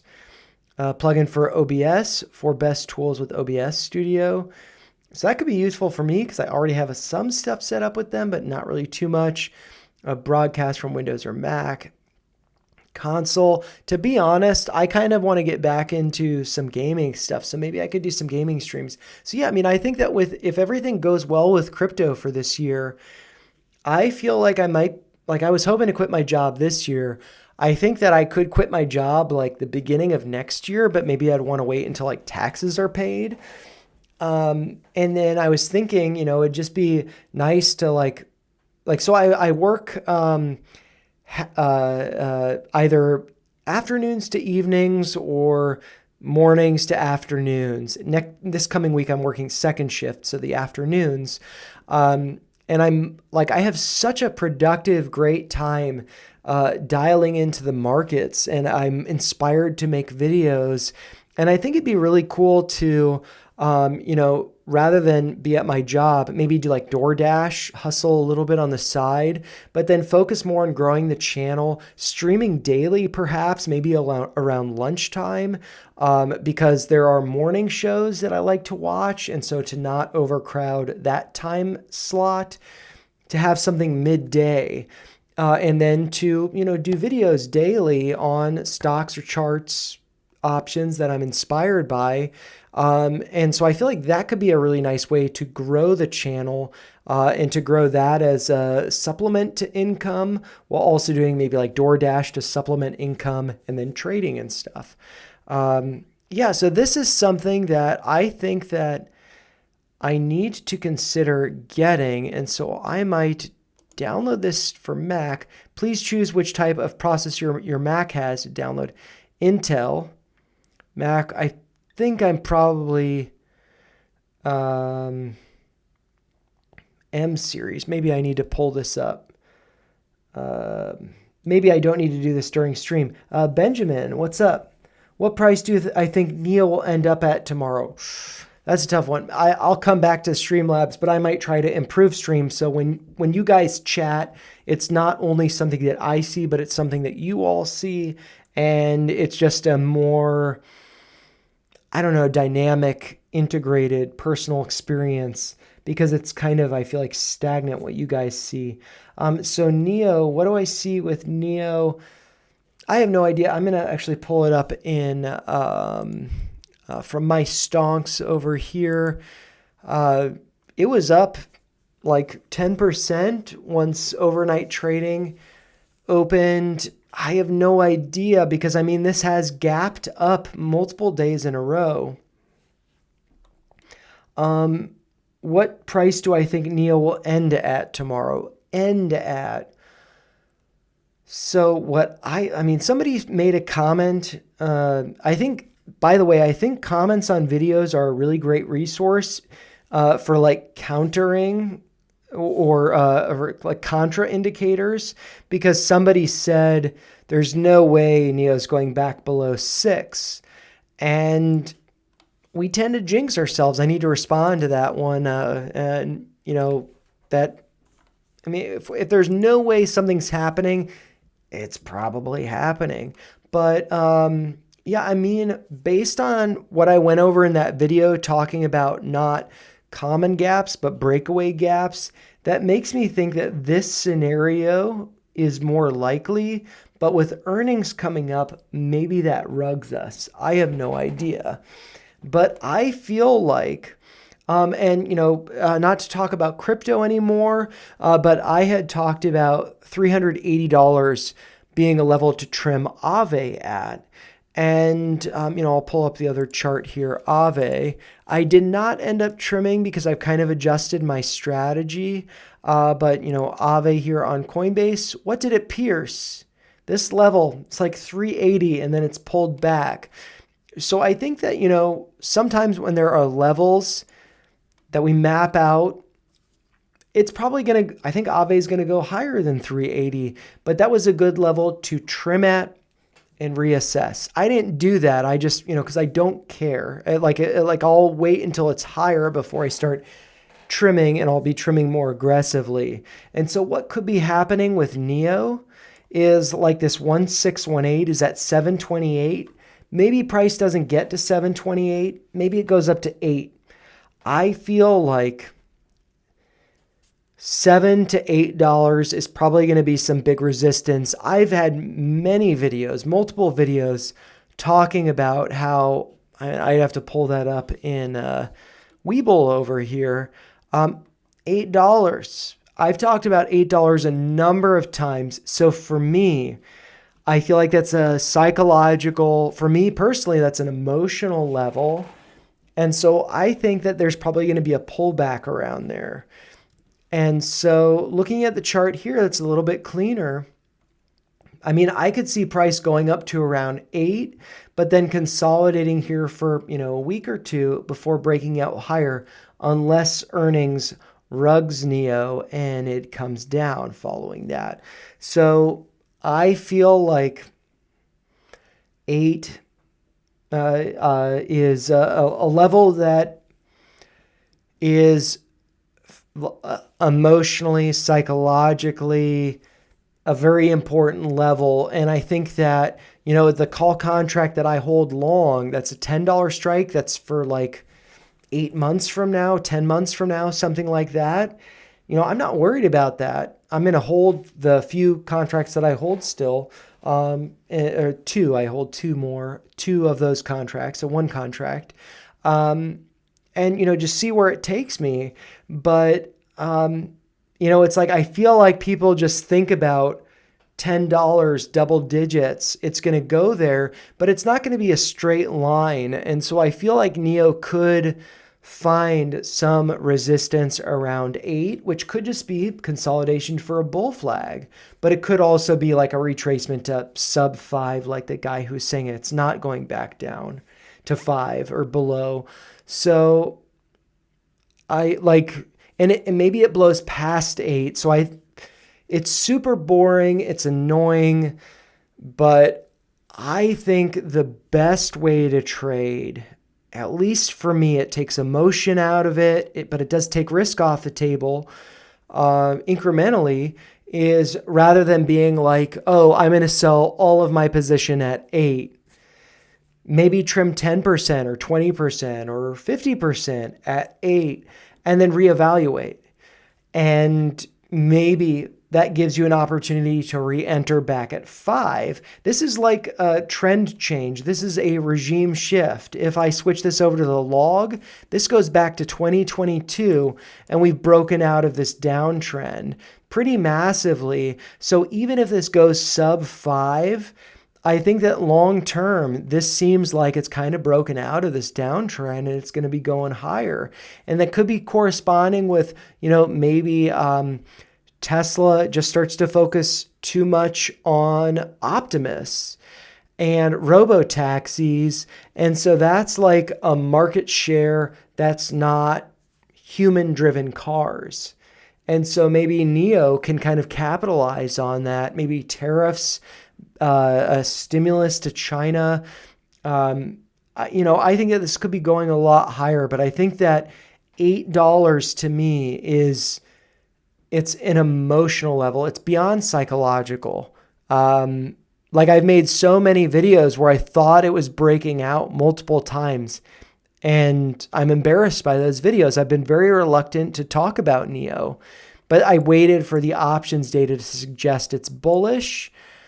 And yeah, I think that 8 and then maybe a consolidation between 8 and 7 and then continue higher. Yeah, like this, I have this from 728 down to like 7, but this could be a much bigger consolidation. Like, look at the consolidation of Ethereum. That's a pretty wide-ranging bull flag. I mean, here, the top was 521. The bottom was 440. So that's an 80-cent range up here. Given that price is higher, that percentage, let's think about this in a percentage mindset. From the top here to the bottom here, that's a range of about 15 to 16%. And so if this were to go up to, let's see, $8 a share, I need to step back a little bit so I can see where the 8 is. So yeah, I mean, like right around 8, if this were to consolidate up here, 15% down, let's see where that brings us. That brings us to, sub $7. So I feel like it could have, a consolidation between 8 and 7 before the next leg up, or maybe a rug. I have no idea. Have to have a plan for the upside and the downside. Otherwise, you're going to be on the wrong side of a trade at some point and you're going to lose money. I think that I don't have any sells at 8.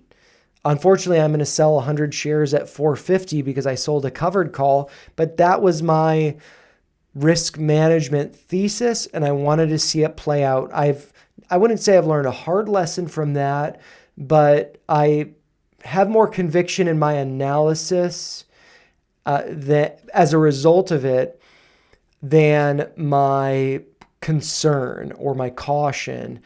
So that has been like a really positive thing for me. I saw, hey, these are two paths.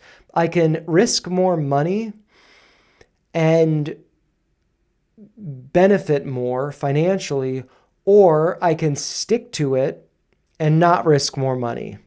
I'm going to do that and see what happens, even though I think I should risk more. I didn't risk more, and that's, the outcome. And so I'm going to miss out on a few $100s probably, and that's fine. I didn't lose money on this trade. I have lost money in NEO in the past. So yeah, I'd say 8 to 7 consolidation. But if it goes up to 8, I'm going to put an alert here in Webull. Let's see. Create an alert. I'm going to do above 438. That's about my average. So if I sell at 450, if my covered call expires in the money, not a big deal. But I'm going to put an alert at 8. If it goes above that, maybe I'll do a tweet, or maybe I'll do a short. I don't do too many. I never do shorts. So maybe I'll do a short on NEO or something if it does hit 8. But, it's all about the risk management and stuff. Benjamin, have a great evening as well. I saw that message was deleted, so sorry I didn't see it. But much love for taking the question. You're welcome, and thanks for asking. Thanks for joining. And so, with that being said, I still have a little bit more of a drink, so I might just kind of casually have that. But I will throw this up. If you guys have not liked already, please make sure you do. These streams are always super fun. It's been about 2 hours long. Make sure you subscribe. I don't know if I'll be able to do Sunday streams every week because of my work schedule. It oscillates every other week. I have to be up early on Mondays every other week, basically. But yeah, I mean, this has been fun, and I don't know. I can't talk about stocks with people in my life personally the way that I can on this channel. I feel like majority of the time I'm wrong about stuff, but I don't know, like my thought process, hopefully just going over that is helpful. But yeah, we are all so different in how we manage our emotions. Every single guy, every single girl, all very different.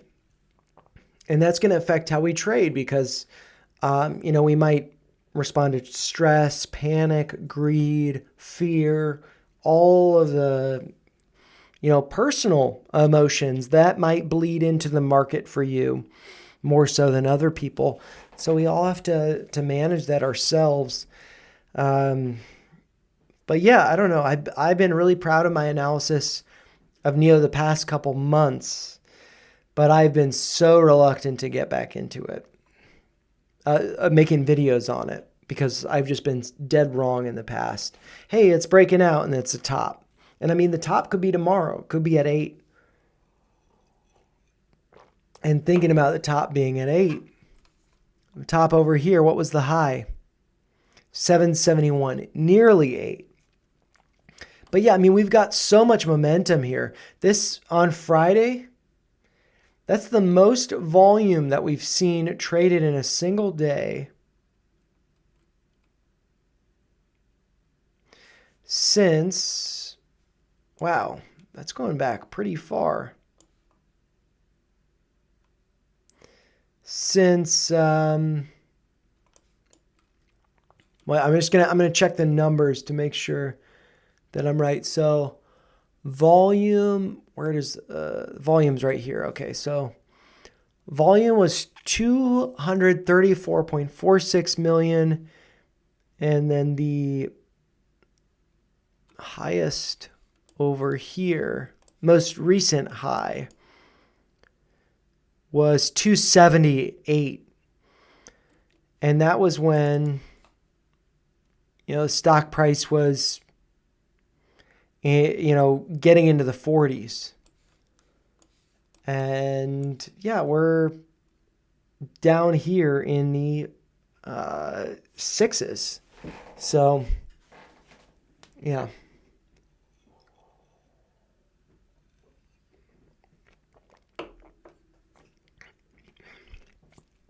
Finished the drink, ate the cherry. So I think I'm going to end the stream. It's been about 2 hours, a little over 2 hours. Hopefully it was helpful for you guys. Thank you so much for joining. I'll try to do it again next Sunday, but it might just depend on how much energy I have. Maybe Ticker Request Live will be an every other Sunday type of deal. But yeah, I mean, I'm excited for the market. I might just pull up my list of stonks over here, just looking at some of the night data. AMC's up 1%. Bitmine is, that's after hours pricing, so that's probably pulled back some. GameStop night is up 0.39%. iBit night, that's Bitcoin, is down 2.75%, so might be seeing a little bit of a pullback on some cryptos. But I think that there is a CME gap for Bitcoin around, let's see, I'm just going to pull up the Bitcoin chart here. Let's see. I think around, oh crap, I did not mean to do that. I want to close that. Around 117, I think. So like right around here. So we're basically from over the weekend, as far as market hours, Wall Street market hours goes, closed at 117, and then we'll be opening Monday around like 113, 114 or so. And so that CME gap, which is, I think, Chicago something exchange, M exchange, I don't know. It's likely that we'll get a pump up to like 117 to fill that gap. So while we might be gapping down into the week, there could be a rally following it. And then let's see, Luminar is only after hours. Mara night down 2.4%, 2.39%. Not surprised there. NEO up nearly 5%. But if I do switch this over to 10-minute time frame, we can see that it had a move up to $6.99 earlier. Plug, which I have a one put, but two of the contracts, two of them that 50 cents December, it's going to expire worthless, but it's like, I'm just going to hold them and forget about it. Maybe I'm going to lose money on them no matter what, but I have a limit sell, and if it gets filled, great. If not, either way, I lose money. If a limit sell gets filled, I've lost money. But Plug is up over 1% in the overnight trading. SBET, which is SharpLink Gaming, a Ethereum treasury company just like Bitmine, is down 0.24%. Tesla up 0.82% in the night. Unity Software is up 0.3%. And then the UVIX, which, I was tracking these like kind of approximate 2-week ups and down cycles. And then I stopped tracking them. And I should have been like, well, it's not behaving the same. It's just been bleeding lower and lower. But it is up 1.5% to around 12.20 in the overnight trading. But yeah, that's one I'm not going to be adding. I actually have an alert set for 6 because the 1618, is down to like 562. But anyways, have a great rest of your night, great rest of your weekend, and yeah, I'll have, if I'm inspired tomorrow, I'll put out a video, but if not, sometime during the week, I'll probably get excited about something and put out a video, and I'll try to stream again next Sunday. Thank you so much for joining.